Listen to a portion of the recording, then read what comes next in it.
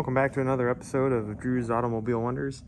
I kind of wanted to give an update on what's going on with my C20 at this point. I know it's been a while since I've given an update, but right now I'm actually working on it today. I'm in the process of swapping an axle into it, and many probably are asking why. Well, this axle over here is the axle that came out of it, and I'm going to put a 402 big block in it behind the same 465 transmission that I've currently got apart in the other room. I'll show you that here in a minute, as well as some other things. But I learned that the factory 402 trucks, these, when they came with the 402 originally from the factory, they did not come with this axle. They came with a 354 ratio Dana 60 axle. Now, my first thought was, oh, hey, I'll just re-gear this axle and call it good. But no, unfortunately, it's not that easy. These Eaton HO52 and I believe the HO72 series as well. It's kind of the same axle, but I think minor differences. This is the C20 axle, obviously, 3/4 ton. So instead of the panhard bar coming to a mount right here, it's bigger, and it goes out to a bigger mount bracket on the outer part of it. But that's pretty much all 8 lug, of course. But these axles, they make no parts for anymore.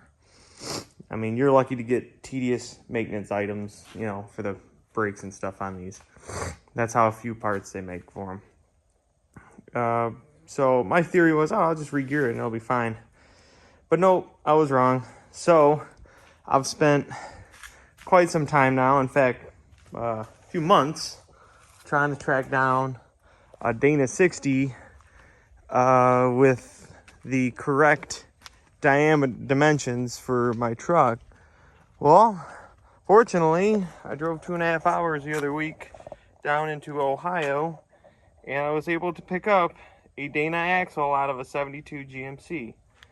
The only thing about it is, what I've had to do is, if you notice, there's grind spots on it. That's because I had to spend a day cutting off and sanding down this axle, because this was a leaf spring axle, as many of the GMCs came with leaf springs in the back as an option. But the reason I bought it is because A, it's got the proper dimensions, and it's a Dana 60. They still make pretty much every part for. And then as it's marked on there, and I spun it around and did the calculations on it to confirm this is indeed a 354 rear end ratio, which is exactly what I need for this factory correct 402 big block swap in this truck. So with that, and I'm working around having to modify it, of course, I had to cut all the bracketry off that the leaf springs would mount to, which was actually more bracketry for the leaf springs than what I have to weld back on to it for the coil spring conversion. As you can see right here, I have the brackets resting there. Actually, everything's kind of zip tied together.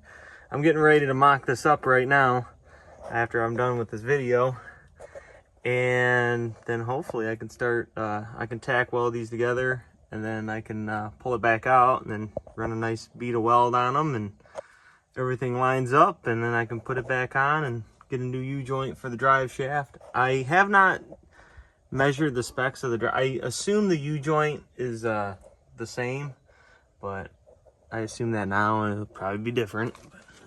I do believe these were the same.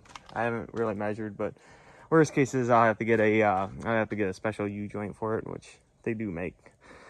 So another thing, you know, with the parts availability, the brakes will be, you know, all the brake components are easier to find, and these are also not the goofy.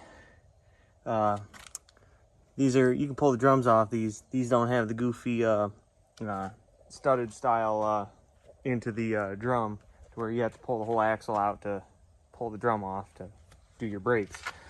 So it's nice that Dana, you know, these Dana rear ends, they were thinking on that at the time. My dad and I kind of actually, he thought that wasn't a thing until later. I'm like, I'm looking right at it, and I'm on the phone with him, and he's like, no, I think you got to pull the axle on those too. See, these are different. You got to pull all this off here. You see how they're studded on there, and yeah, it's a pain in the ass. But yeah, I wanted to go because that's a 410, and I want a 354 because it's a big block and it doesn't have to scream. And believe me, with that tired 350 that came out of it, it screamed pretty good, especially when I'm towing this race car in that trailer right there, that 20-foot enclosed. So, but let's give it a little update on some other things that going on. I got the big block, of course. It's sitting right here, ready to go in. I actually ended up scoring yesterday. I drove another 2.5 hours across the state here over to Sparta, Michigan. I'm in the Monroe area. So I drove halfway. I drove across to the west side of the state to pick up the factory flat air cleaner. It was flatter style for this year truck. So I've spent months tracking this down as well.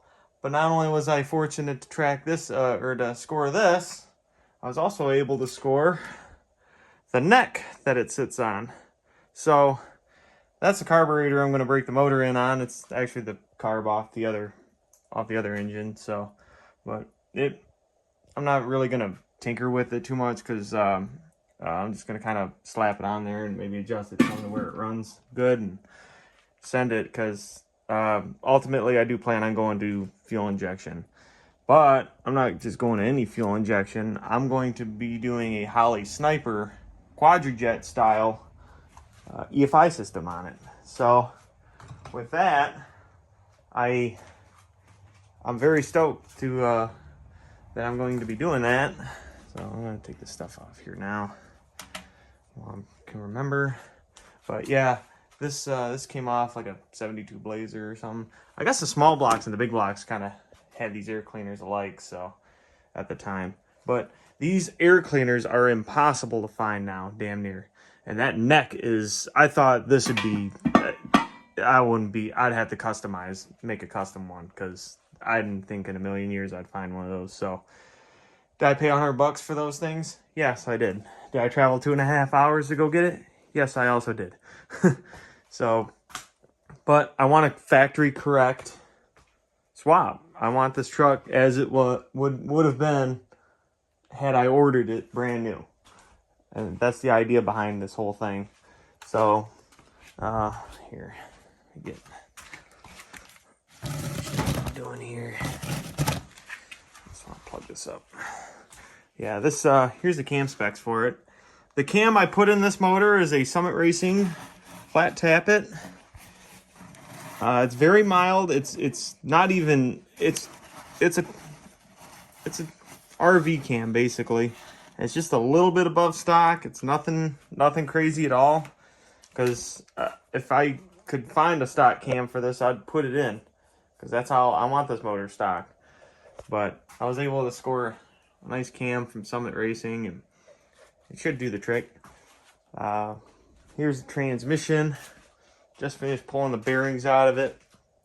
I think what I'm going to do, because these synchros are actually in really good shape, I bought the full rebuild kit, assuming the worst. But I think all I'm going to do is just put new bearings in it and keep the old synchros in it. Because knowing this rebuild kit, you know, and synchros are probably made in China, and they're probably worse than the ones that are in it now. So, in terms of longevity. So with that, I'm just going to... I think I'm just gonna put new bearings in it. I've got new roller bearings put in the bottom of it, or on the shaft as well. I've never had one of these apart before either, so I really am kind of conscious of and worrisome of messing things up. But should be able to button it up quite nicely. I also need to do the old SM465 shifter slop fix. This shifter is very sloppy. There's a little pin in there that you have to tack weld and grind down. And just basically what it does is it, here, oh, I got two hands. But this piece right here is why it's just so sloppy. And with that, you weld that you tack and grind that in place, it'll cure the sloppiness of the shifter. My Fall Guy truck had a very crisp shifter in it, and I'm hoping to have the same result with that once I mod that. So with that, that's about it pretty much. Well, it's kind of quite some time coming. I spent the winter putting the motor together, and now I'm spending the summer putting the whole thing together, and it's been quite a bit of chaos here and there, but at the same time it's been pretty smooth here and there too. So I have a hydraulic, oh, one more thing I gotta say, I'm converting it to hydraulic clutch setup. So I've currently got Speedway Motors is sending me my hydraulic clutch kit that I ordered earlier today as we speak. So that'll be in the fixes, and well, that's about all I can update you on at this point. So I'll do my best to keep everyone posted. It's just been kind of a hectic summer, so I know I've been posting a whole lot except for a few shorts here and there, but hope to see you all on the road soon with this. So take care, everybody. Later.